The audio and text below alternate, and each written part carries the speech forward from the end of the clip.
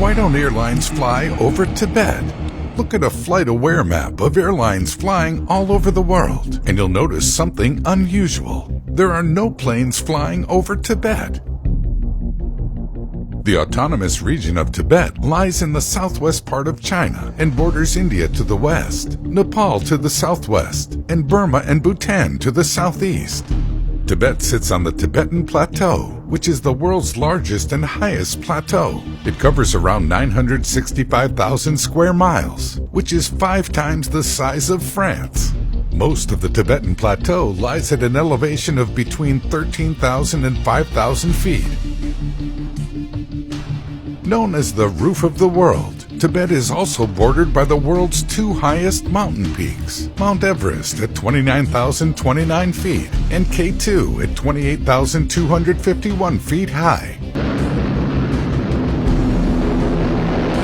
During World War II, flying over Tibet was called flying the hump. After the Burma Road was captured by the Japanese, pilots had to fly cargo from India and Burma over Tibet and into China. A higher percentage of flight crews died flying over the hump than were killed during the daylight bombing raids over Germany. Flying over Tibet presents a problem for airliners for 4 reasons. First, there are only 2 airports in the region. Lhasa Gangar Airport in Lhasa, the capital of the Tibet Autonomous Region, and Tribhuvan Airport in Kathmandu, the capital of Nepal.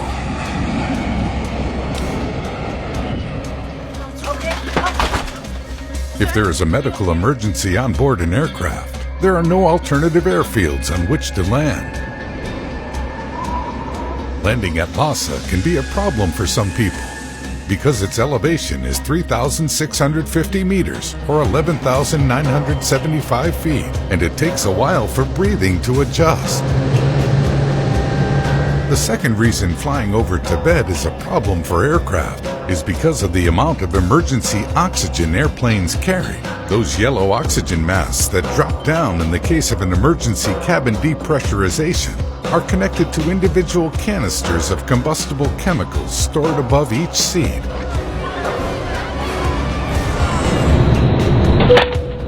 You are told to pull down your mask because that motion ignites the chemicals which produce the oxygen. Planes have only between 10 and 20 minutes of oxygen, which should be long enough for an aircraft to descend to below 10,000 feet, where there is breathable air. But most of Tibet lies above 10,000 feet.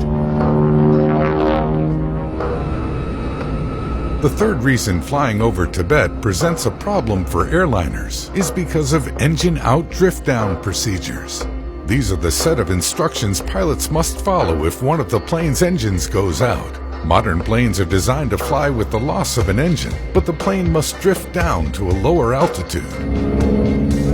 This altitude is determined by the gross weight of the airplane. Over Tibet, that safe altitude might be lower than that of the ground. The fourth problem facing airliners flying over Tibet is clean air turbulence.